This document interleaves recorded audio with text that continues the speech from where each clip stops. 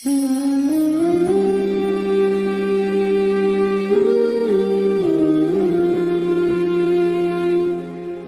kalian semua seneng dengan sesuatu yang taat itu. Hanya orang untuk seneng nunggu maksiat dulu. Mungkin melihat perempuan yang tidak mahram, melihat sesuatu yang maksiat. Jadi ini spesial. Majelis ilmu tapi nopo seneng.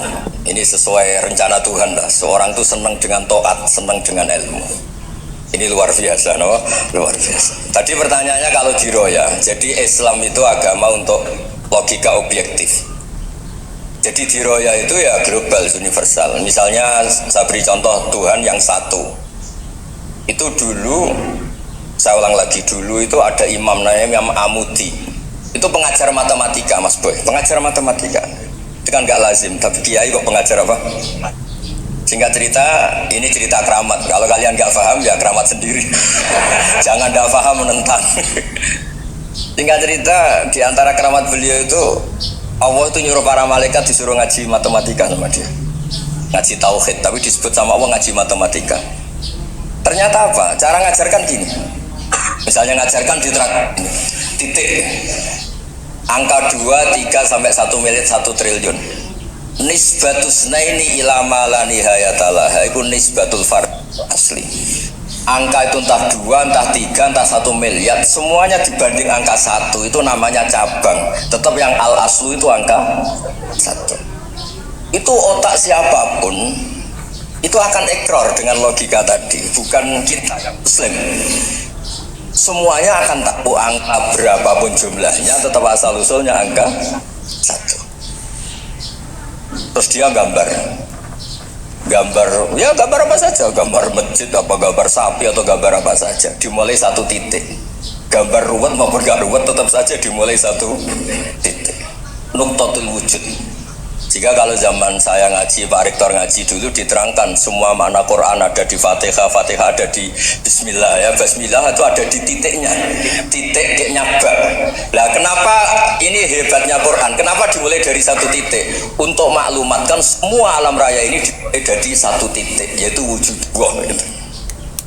Logika seperti itu kan orang nggak terima gimana? Bu, gambar seruat apapun dimulai dari mana coba?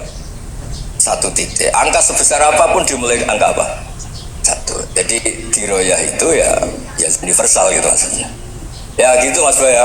Jadi diroyah itu universal. Ya soal ada yang belum dapat hidayah apa itu nomor 2, tapi logika yang dibangun Islam itu.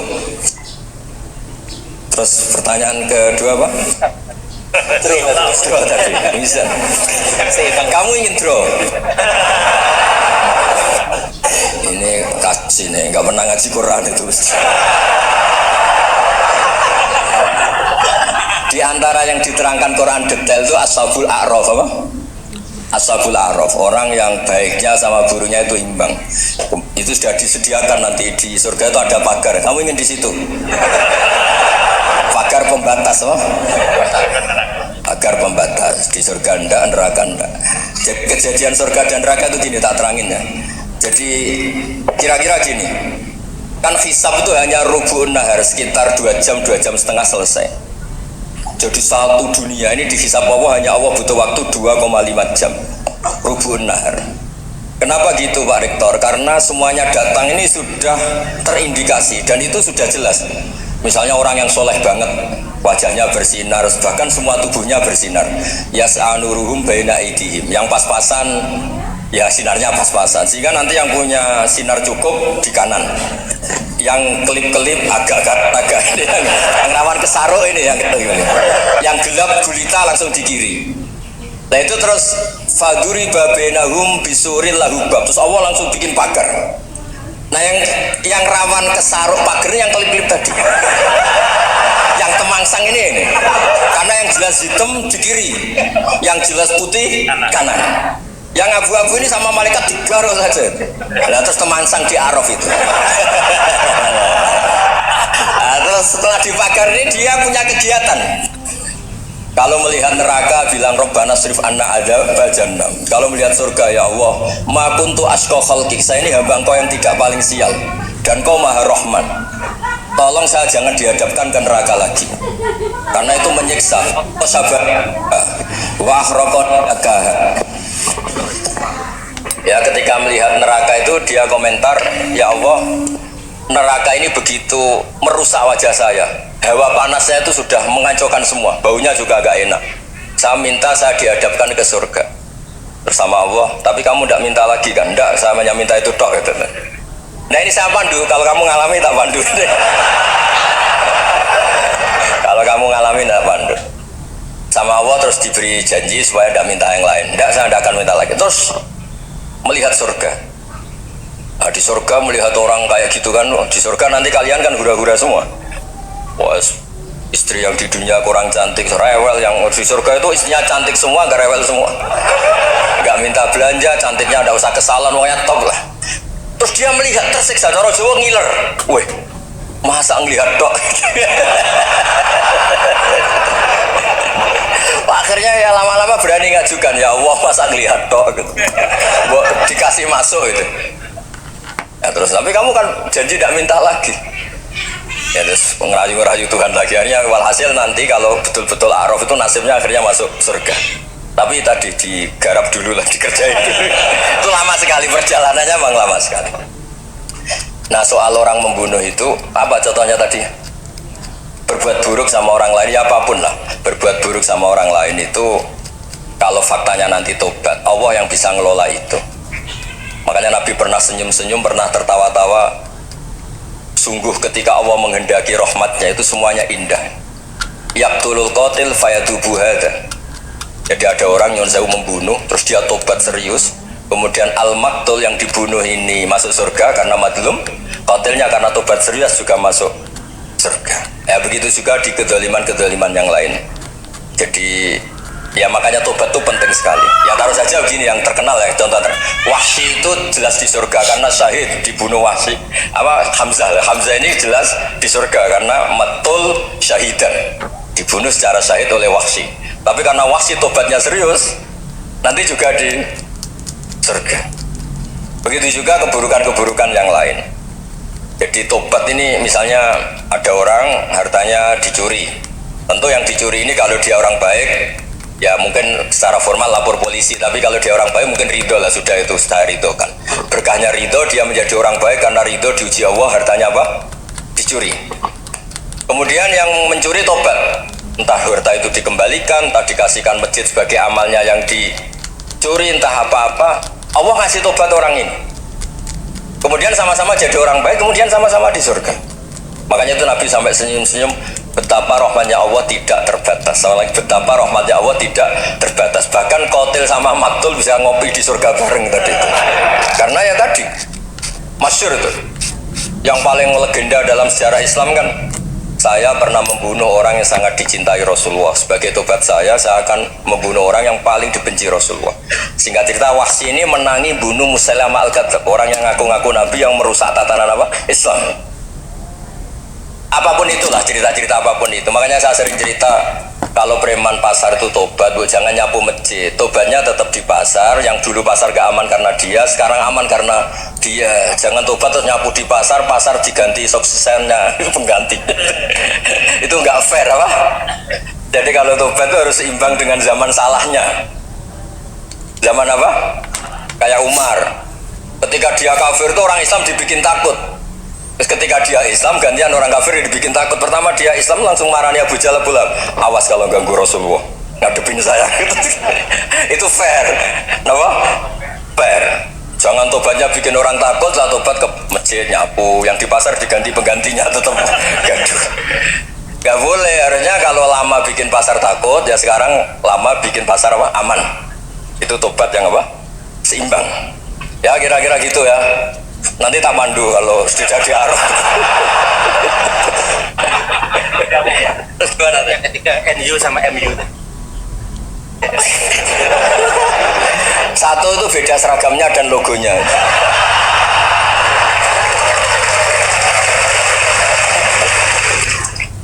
Kedua, nama ketua umumnya. Ketiga, tanggal acara besarnya. Muktamar Muhammadiyah dan NU itu beda. Sudah beda satu abadnya. Tentu dulu Muhammadiyah. Tapi begini ya, perbedaan itu nggak bisa dihindari karena tadi ada sudut pandang apa? ada sudut pandang itu tidak bisa dihindari. Ini cerita yang nyata ya. Saya ulang lagi, senyata-nyatanya. Andaikan betul Rasulullah itu hanya kunut 1-2 kali, maka kalau menurut mazhab Syafi'i, apa salahnya melakukan sunnah terus-menerus meskipun Nabi itu melakukan hanya beberapa kali? Karena pertama, sesuatu yang pernah dilakukan Nabi pasti akan menjadi sunnah yang terus-menerus. Nabi itu puasa Senin Kamis juga tidak selalu. Salah kalau ada orang bilang Nabi malah takut kalau ibadah sunat dilakukan terus-menerus karena nanti takut dikira wajib. Itu masyhur dalam kaidah usul fikih. Tapi yang tidak kunut juga tidak salah karena ya tadi Nabi ya pernah kunut, Nabi juga pernah tidak kunut karena Nabinya orang banyak. Karena bukan Nabi kelompok tertentu, no? Jadi sederhana. Terus menyangkut ini dengerin betul ya, sujud. Sujud itu banyak ulama yang mengatakan untuk sah itu harus melibatkan 7 anggota. Umirtu an asjuda ala sab'ati azumin al jabha wal yaden warubaten wal qadamen. Saya diperintahkan sujud itu melibatkan 7 anggota, yaitu jabha, yaden 2 tangan, 2 lutut, terus 2 qadamen. Tapi Imam Syafi'i ngendikan andaikan ada pendapat yang mengatakan ukurannya cukup jabha, maka itu juga benar.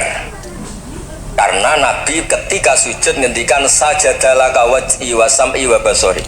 Ya Allah telah sujud ke engkau wajah saya, jabah saya.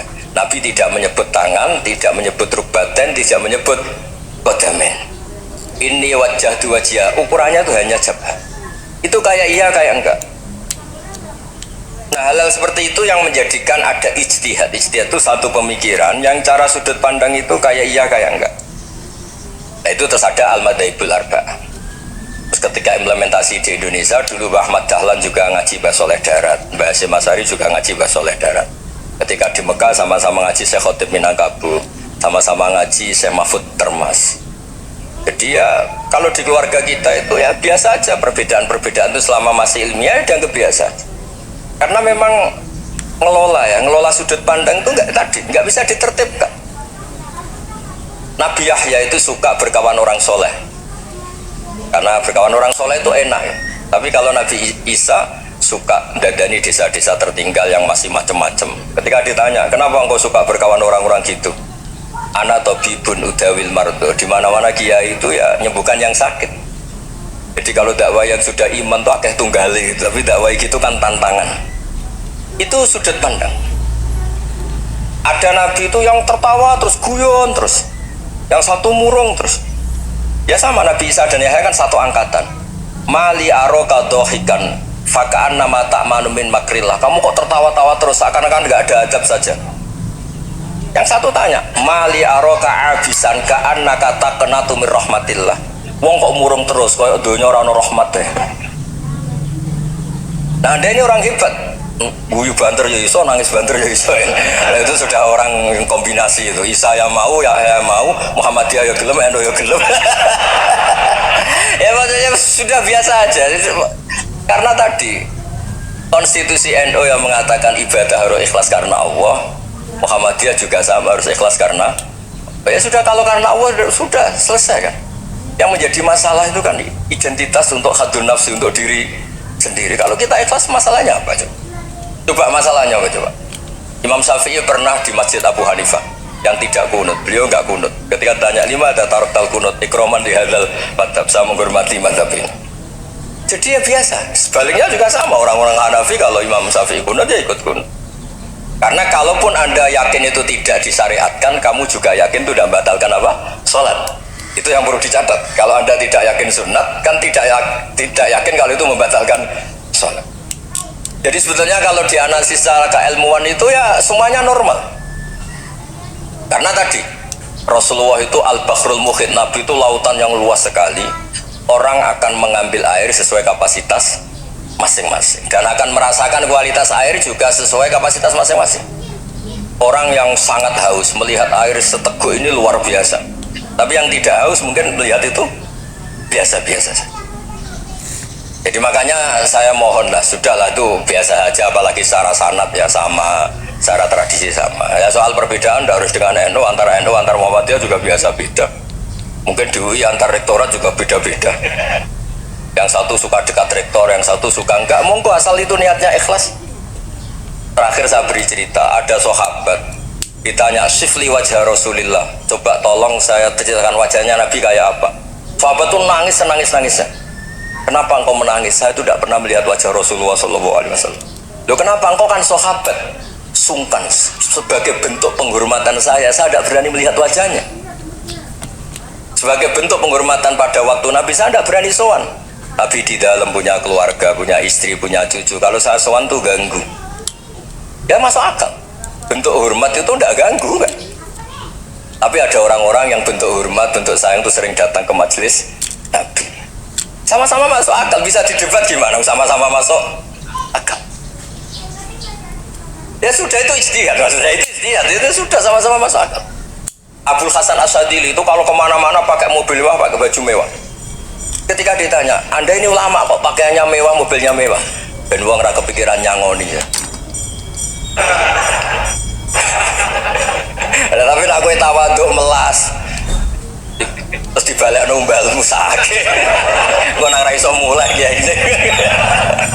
Ya tapi misalnya semua gitu mesti ada yang salah paham, itu keangkuhan.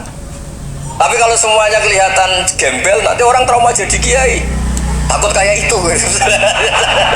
Ya sudah, itu wilayah istihad, sudah tidak usah pokoknya sudah, yang penting ikhlas. Anda berani tanggung jawab nanti ketika ketemu Allah Subhanahu wa Ta'ala. Assalamualaikum warahmatullahi wabarakatuh.